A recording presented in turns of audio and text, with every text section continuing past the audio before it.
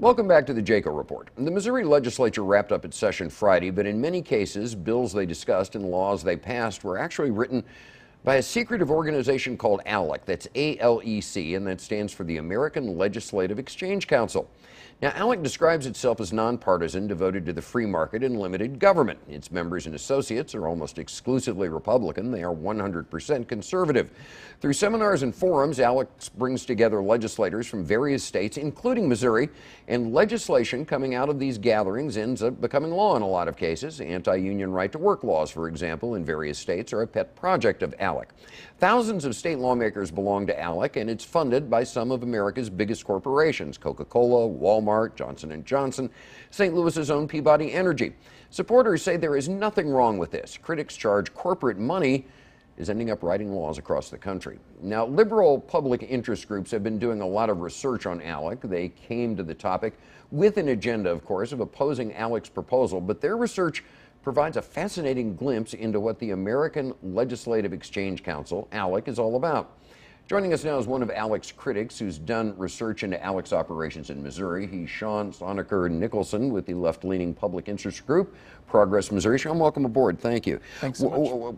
What is ALEC in Missouri? We've seen what the broad overview is, where it gets legislators together into these seminars, but what's its reach in Missouri specifically? So our research has shown that there's about 50 legislators in Missouri who are members of ALEC or tied to the organization, which is essentially a corporate bill mill. They write laws for corporations, and these are laws written by corporations. So they'll go to these junkets, these conferences that you mentioned, and then they'll come back with a law, a sample piece of legislation, and they'll present it as their own. So, for instance, the Speaker-elect of the House, Tim Jones, he's a member of ALEC. He goes to a conference in New Orleans or San Diego. He gets a bill. He brings it back as his own. And he says, this is my idea. This is my innovation for the state. Okay, well, give me an example of some of the legislation that they've introduced and some stuff that's actually become law.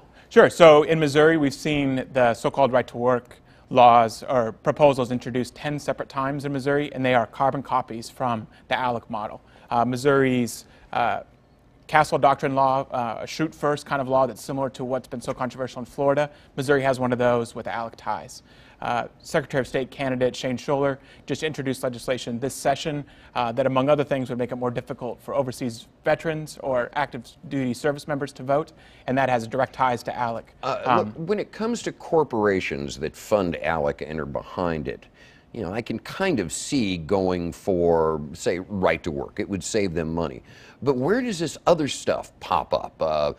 You know, making it more difficult for veterans to vote, the Castle Doctrine, you know, shoot first if you're in doubt. How does that fit into any kind of corporate agenda? Because all of that would seem to fit more narrowly into sort of a conservative social program. What's going on? So there is a real conflict there, and we're seeing corporations separate themselves from ALEC.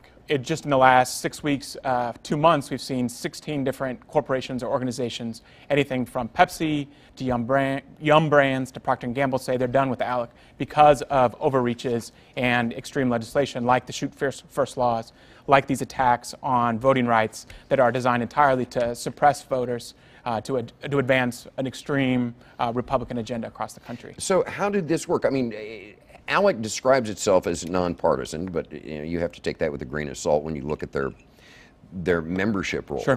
But they will say, you know, they're just devoted to good governance, and these sessions where everybody gets together and blue skies these ideas and they come up with draft legislation are just, you know, legislators going after the public good at these informational seminars, and then they'll take this stuff back to their state capitals and introduce it. I mean, is there, you make it sound as if there's a giant conspiracy here. Is there? Well, I think the power and the influence of ALEC comes because it's not a sexy organization, but they do produce laws that are proposals that are pre-voted on by corporations. Corporations who are members of the organization get veto power on what's taken back to the states. And legislators are overwhelmingly Republican, and their interest in joining is a free trip. They get free stuff from the corporations that are sponsoring the organization.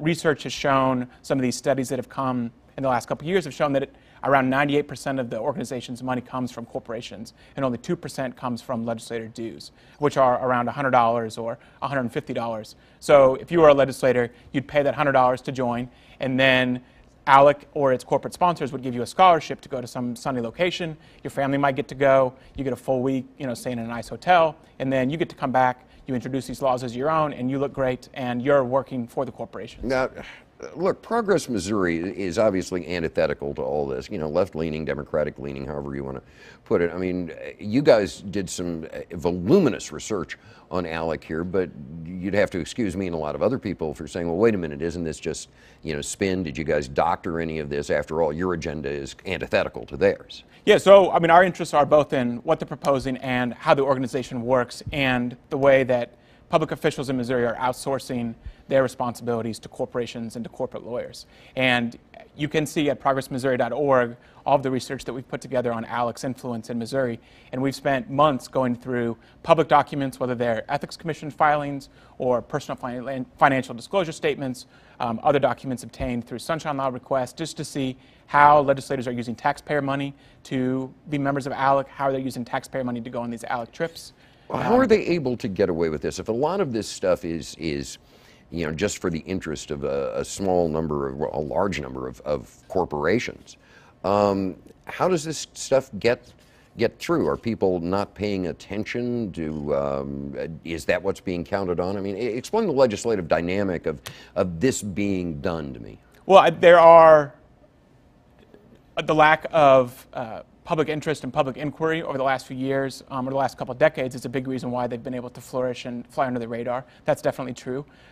It's also one of the controversial parts of ALEC is that they are officially a 501c3 organization. So they say they are just a charity here to make the world a better place. But there are active legal challenges to that right now, because they do operate as a stealth business lobbyist in capitals like Jeff City, like Springfield, around the country, and they're really abusing their tax status. Well, you mentioned a couple of examples. Any more from specific legislators that have done things at ALEC's bidding and the kind of bills that have been kicked into the hopper in Sure. Jeff City? So sometimes it's great big things like the so-called right-to-work laws. Other times it's really silly legislation like a resolution endorsing the Electoral College. That's one of my favorite examples, because the model that ALEC provided literally says insert state here. And the only difference between the ALEC model and what Senator Bob Dixon from Springfield introduced was he put in Missouri where it said insert state here. You would hope one of these days they would forget and you'd actually have insert state here printed in the bill. But, yeah, okay, so endorsing the Electoral College, where's the political or corporate traction in something like that?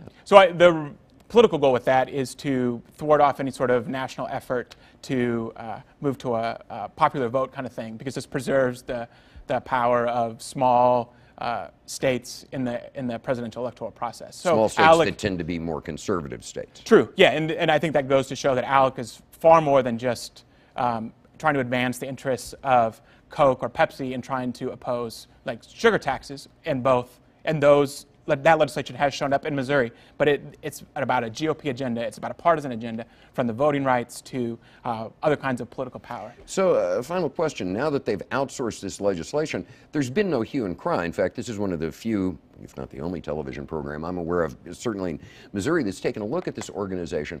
Why not more outrage, at least from people who might say, well, we might even agree with this stuff, but how dare you outsource legislation? That's what you're hired to do. I mean, as they say, where's the outrage?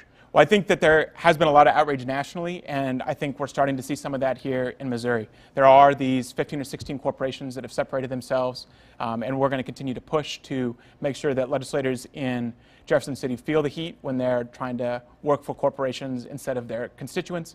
And one of the very specific things that citizens can do, and legislators in Missouri who are concerned about ALEC's influence, they can ask their legislators who wrote the bill that you're sponsoring. If you're putting this forward, it shouldn't be too hard to say, who wrote this bill? Is it you? They should be able to answer that pretty directly. If it's some corporate lobbyist or some organization in a hotel suite 1,000 miles from here, I think that's a problem.